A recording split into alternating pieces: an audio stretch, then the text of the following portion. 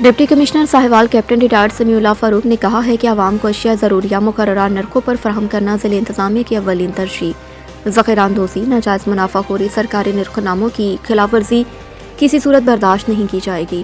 یہ بات انہوں نے منٹگمری ہال میں ضلع بھر کے اسپیشل پرائس مجسٹریٹس کی ہفتہ وار کارکردگی کا جائزہ اجلاس کی صدارت کرتے ہوئے کہی۔